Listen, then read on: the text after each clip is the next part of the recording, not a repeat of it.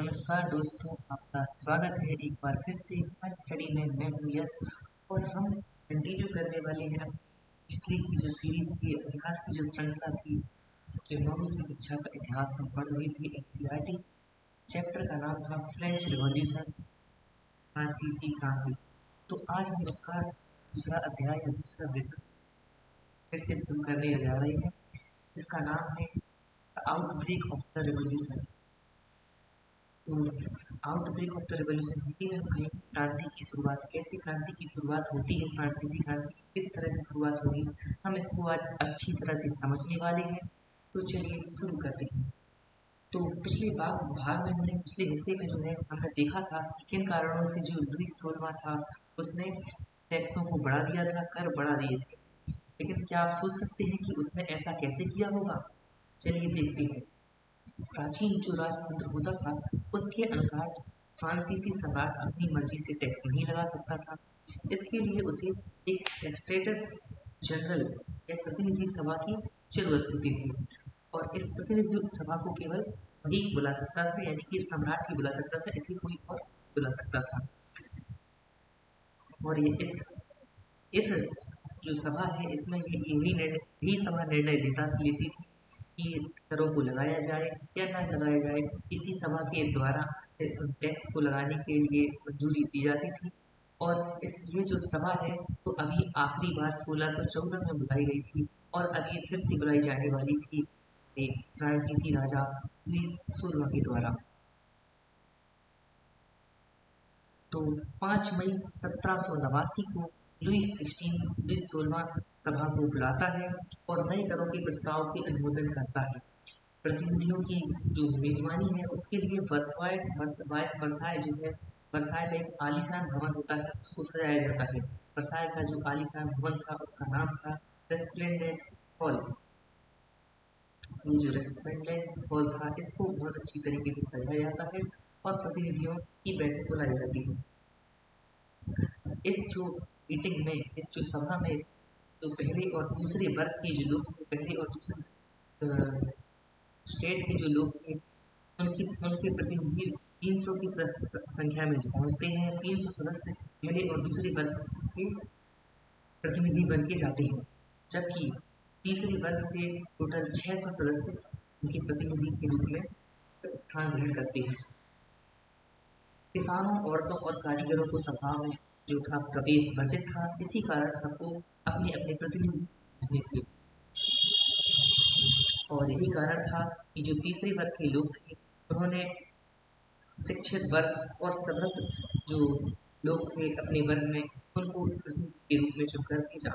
और इस वर्ग की हालांकि जो शिकायतें और मांगे थी उनकी सूची बनाई गई थी, और इन मांगों और सूचियों को 40,000 पत्रों के में ले जाकर वहाँ प्रतिनिधियों के द्वारा सभा में दी जाया गया।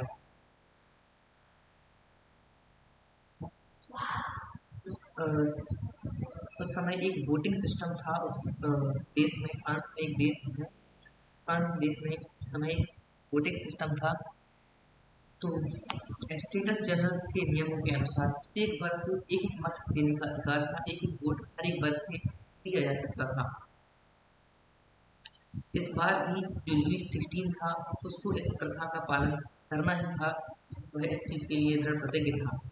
लेकिन तीसरे वर्ग के प्रतिनिधियों ने ये मांग रखी कि अब की बार पूरी सभा द्वारा मतदान कराया जाना चाहिए, जिसमें प्रत्येक सदस्य को एक मत देने का अधिकार होगा। यह एक लोकतांत्रिक सिद्धांत था, जिसे मिसाल के तौर पर रूसो ने अपनी पुस्तक सोशल कॉन्ट्रैक्ट या सामाजिक अनुबंध कह सकते हैं, उसमें लिखा था या प्रस्तुत किया था। जब सम्राट ने इस प्रस्ताव को अस्वीकार कर दिया तो तीसरे जो वर्ग के प्रतिनिधि थे उन्होंने विरोध जताया, और विरोध जताते हुए वे उस सभा से बाहर चले गए। तीसरे वर्ग के लोग जो है वो प्रतिनिधि खुद को पूरे देश का प्रवक्ता मानते थे। तीसरे वर्ग के लोग थे, तीसरे वर्ग के जो प्रतिनिधि थे वो ये मानते थे कि वो पूरे देश के प्रतिनिधि हैं, वो पूरे देश की ओर से लड़ रहे हैं, देश के प्रवक्ता हैं। कारण इसका ये था कि हमने पहले देखा था जो तीसरे वर्ग के लोग थे उनमें 90% लोग देश के वो तीसरे वर्ग में आते थे और कुछ मुट्ठी भर लोग जो थे वो विशेष अधिकारों वाले वर्गों में आते थे, तीसरे वर्ग में आते थे। अब जो है तो 30 जून को ये प्रतिनिधि वर्साई के इंडोर टेनिस कोर्ट में जमा होते हैं और उन्होंने अपने आप को नेशनल असेंबली इस टाइम तक घोषित कर दिया और शपथ ली कि जब तक सम्राट की शक्तियों को वो कम करने वाला संविधान नहीं तैयार कर लेंगे तब तक वे असेंबली भंग नहीं करेंगे, जैसे वह असेंबली बनी रहेगी और अपना काम करती रहेगी जब तक कि संविधान नहीं बन जाता। तो उनका जो नेतृत्व है वो मीराबेऊ और आबे सिए नाम के दो लोग करते हैं। मीराबेऊ का जन्म जबकि कुलीन परिवार में हुआ था, लेकिन फिर भी वे सामंती विशेष अधिकारों वाले समाज को खत्म करना चाहते थे और इस बात से सहमत थे, इसलिए उन्होंने एक पत्रिका भी निकाली थी इसके लिए और वर्साय में जुटी भीड़ के समक्ष जोरदार भाषण भी दिए थे। आबे सिए जो थे वो पादरी थे, लेकिन उन्होंने तीसरे स्टेट की जो दयनीयता है उसको देखकर उन्हें तरस आया और वे तीसरे स्टेट तीसरे पद की तरफ उनके समक्ष में उनके साथ में उनका समर्थन करने के लिए चल पड़े और उन्होंने एक तीसरे स्टेट क्या है इसके लिए एक शीर्षक में एक पुस्तक लिखी जिसका नाम था चार पुस्तिका लिखी थी, प्रभावी चार पुस्तिका लिखी थी। जिस वक्त नेशनल असेंबली संविधान का प्रारूप या प्रियम्बल तैयार कर रहा था, अपने व्यस्त था, उस समय पूरा फ्रांस एकजुट होकर आंदोलन में इकट्ठा हो गया था। कड़ाके की ठंडी का जो फसल है पूरी तरह से तहस नहस हो चुकी थी और जो पाव रोटी या ब्रेड की जो कीमतें थी वो आसमान छूने लगी थी। बेकरी के मालिक इस स्थिति का फायदा उठाते हुए जमाखोरी में जुटे थे।